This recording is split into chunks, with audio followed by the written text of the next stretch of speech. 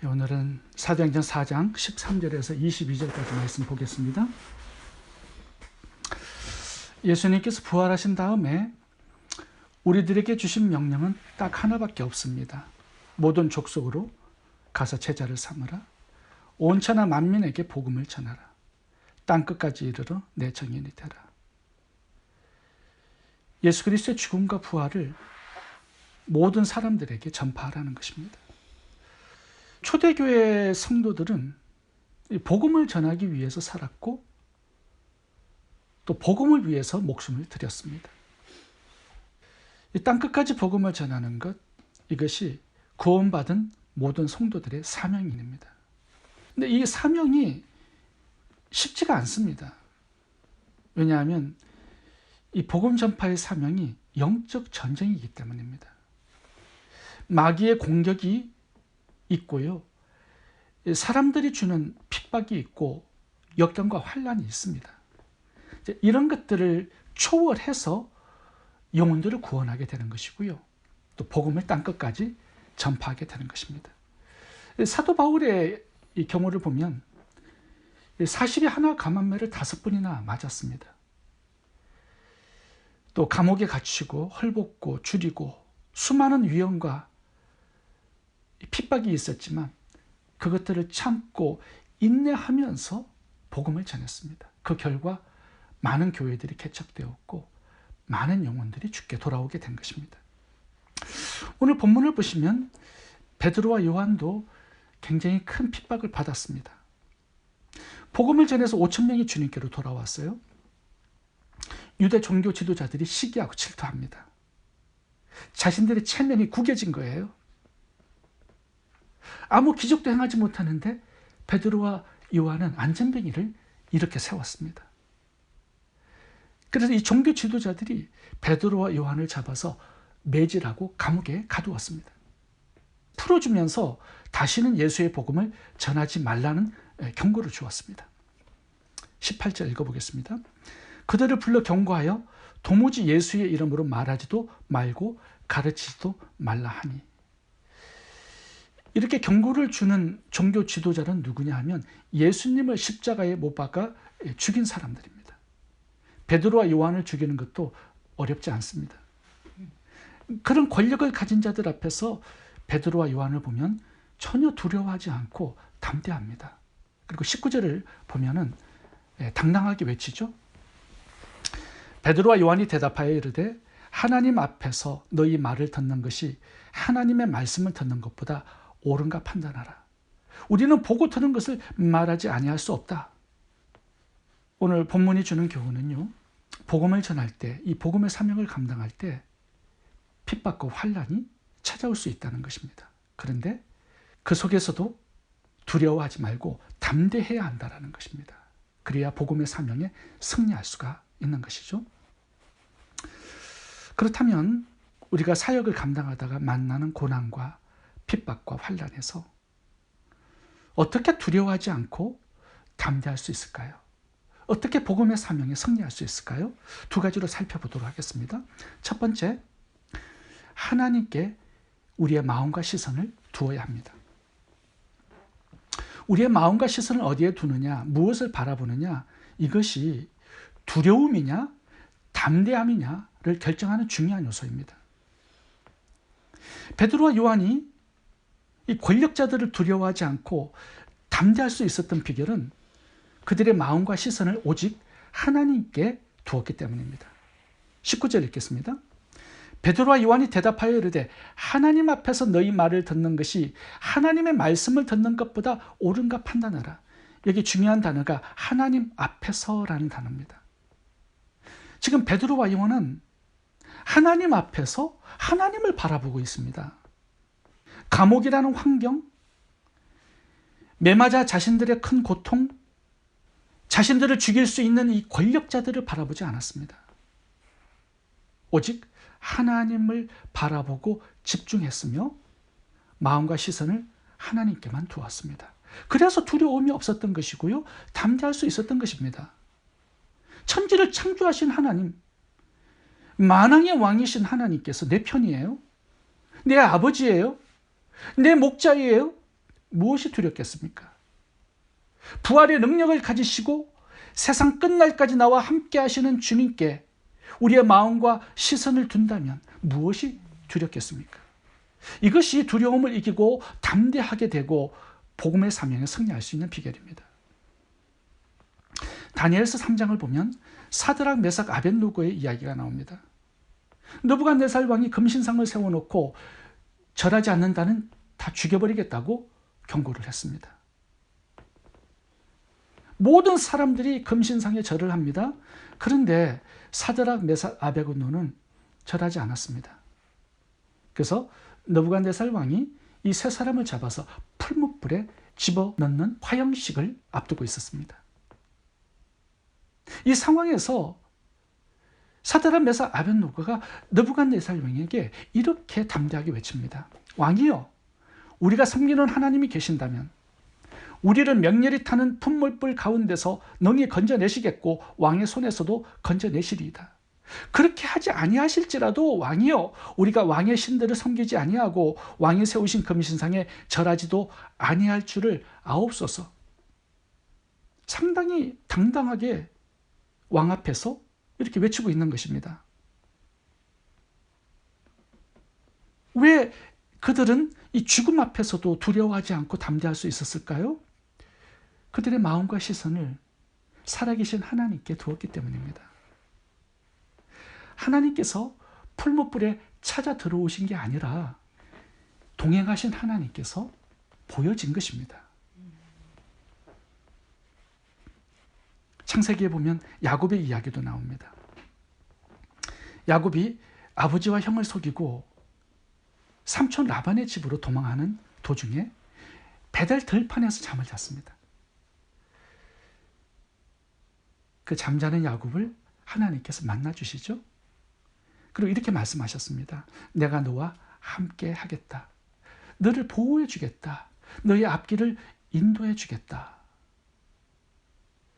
꿈에서 깨어나 보니까 베델 들판이었습니다. 야곱의 환경에 달라진 것은 아무것도 없습니다.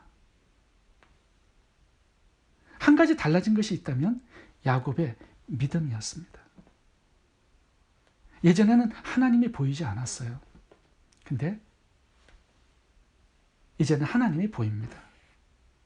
창세기 28장 16절 읽겠습니다. 야곱이 잠이 깨어 가로되 여호와께서 과연 여기 계시거늘 내가 알지 못하였도다. 하나님이 야곱과 동행하고 계셨어요. 근데 그전에는 알지 못했고 이제는 알아봤다라는 겁니다. 그래서 야곱은요, 두려워하지 않습니다. 담대하게 살아갑니다. 하나님께서 옆에 계시기 때문이죠. 그 눈이 열린 것입니다. 하나님은 언제나 우리와 함께 계시지만 영적인 눈이 뜨이지 않을 때는 두려움이 생깁니다. 그런데 영적인 눈이 뜨이면 담대함이 생기는 것입니다. 사도행전 6장에는 스데반의 이야기가 나와요. 유대인들에게 복음을 전하다가 돌에 맞아 순교합니다. 유대인들이 이를 갈면서 돌을 던졌을 때 스데반은 그 군중들을 바라보지 아니하고 하나님을 바라보았습니다. 그리스도께서 하늘에 서서 자신을 바라보는 그 주님을 스데반이 바라봅니다. 스데반은 원수들을 향하여서 용서의 기도를 드리죠.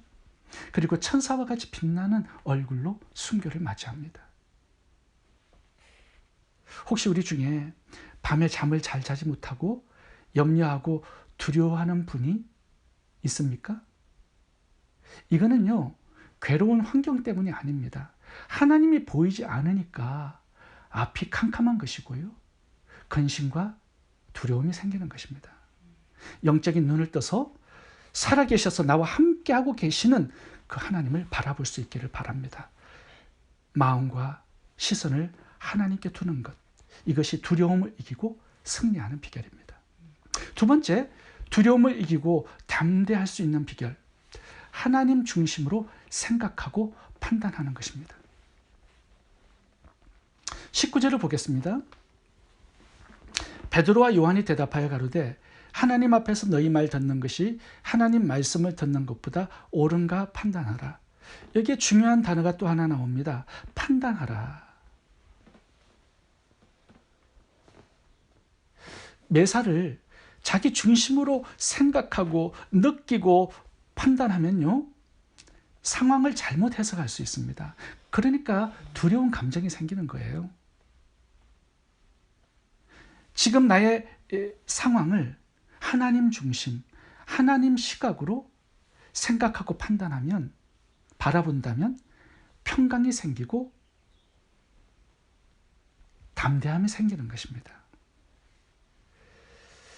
베드로와 요한은 복음을 전하다가 체포를 당해서 매 맞고 감옥에 들어갔습니다. 그런데 이 고난이 베드로와 요한에게 아무 문제가 되지 않았습니다. 왜 그랬을까요? 지금 그들의 모습을 보세요. 굉장히 평강이 있고 담대합니다. 당당해요. 종교 지도자들이 두려워하고 있습니다. 이 지금의 고난의 상황이 베드로와 요한에게 아무 문제가 되지 않았던 것은요, 하나님의 시각으로, 하나님의 중심으로 이 상황을 생각하고 판단했기 때문입니다. 40년 동안 척추장애로 걷지 못하는 사람을 만나게 하신 것, 그리고 그를 일으키는 기적을 행하게 하시는 것, 하나님의 계획이 있었기 때문이죠. 어떤 계획입니까? 5,000명을 구원하려는 하나님의 계획이 있었던 겁니다. 그렇다면 복음을 전하다가 잡혀서 매 맞고 감옥에 들어갔어요. 여기에도 하나님의 계획이 있는 겁니다. 베드로와 요한은 이 하나님의 시선과 하나님 중심으로 모든 것들을 생각하고 판단하고 있습니다. 그러니까 두려움이 없는 거예요. 평안한 것입니다. 하나님은 성도들을 아무 계획 없이 인도하지 않습니다. 하나님이 우리의 머리카락까지 세신다고 말씀하죠. 그리고 참새 한 마리도 하나님의 허락 없이는 땅에 떨어지지 않는다라고 말씀합니다. 우리가 하나님의 자녀인데 어떤 상황을 허락하셨다면, 어떤 고난을 만나게 하셨다면 하나님의 뜻이 있기 때문입니다. 하나님의 어떤 계획이 있기 때문입니다. 모든 것을 합력하여 선을 이루시려는 하나님의 선하신 계획이 있기 때문입니다. 하나님의 시각으로, 하나님 중심으로, 말씀을 중심으로 생각하고 판단한 것, 이것이 두려움을 이기고 담대함을 얻고 복음의 사역에 승리하는 비결입니다. 사도행전 16장을 보시면 바울과 실라가 빌립보 지역에서 복음을 전하다가 붙잡혔습니다. 매 맞고 감옥에 갇힙니다. 그런데 바울과 실라를 보면요, 굉장히 담대합니다. 전혀 두려워하지 않았고 낙심하지 않았습니다. 하나님을 원망하지도 않았습니다. 왜 그렇죠?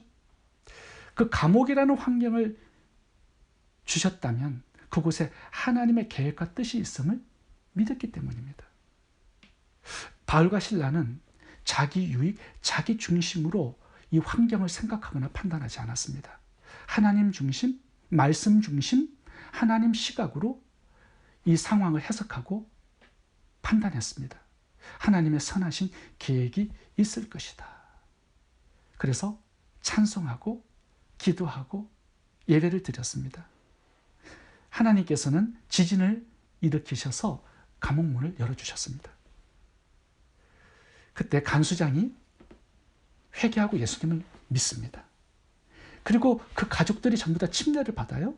그리고 그 간수장의 집에서 빌립보 교회가 출발합니다. 이 감옥이라는 환경을 하나님께서 주셨을 때 빌립보 교회를 개척하시려는 하나님의 계획과 뜻이 그 속에 들어있었던 것이죠. 바울과 실라는 하나님 중심으로, 하나님의 시각으로 그 감옥이라는 고난의 상황을 생각하고 판단한 것입니다. 하나님은 더 좋은 것, 더 영원한 것, 우리에게 더 유익한 것을 주시기 위해서 지금의 고난과 환경을 허락하신다라는 거 우리가 믿어야 합니다. 매사를 자기 유익, 자기 중심으로 생각하면 두려운 감정이 생깁니다. 근심과 걱정을 하게 됩니다. 그런데 하나님 중심, 말씀 중심으로 생각하고 판단하면 마음의 평강이 찾아오고요. 바울과 실라처럼 감사와 찬송이 넘치고 담대함을 얻게 될 것입니다. 우리가 교회에 봉사하고 선교의 사명을 감당하다 보면 이게 영적 전쟁이기 때문에 사람들이 주는 고난과 핍박이 있습니다. 그 상황에서 내 앞에 살아계신 하나님을 바라보고 내 마음과 시선을 드릴 때 두려움이 아니라 담대함이 생길 것입니다. 그리고 내 유익과 내 중심으로 생각하고 판단하지 않고 하나님 중심, 말씀 중심으로 생각하고 판단하면 마음의 두려움이 아니라 평강과 감사와 담대함이 넘칠 것입니다. 우리가 서 있는 곳은요, 하나님 앞입니다. 그리고 하나님 중심으로, 하나님 시각으로 모든 것을 판단하고 생각하시기 바랍니다. 이것이 두려움을 이기고 담대함을 얻고 복음의 사명에 승리하는 비결입니다. 기도하겠습니다.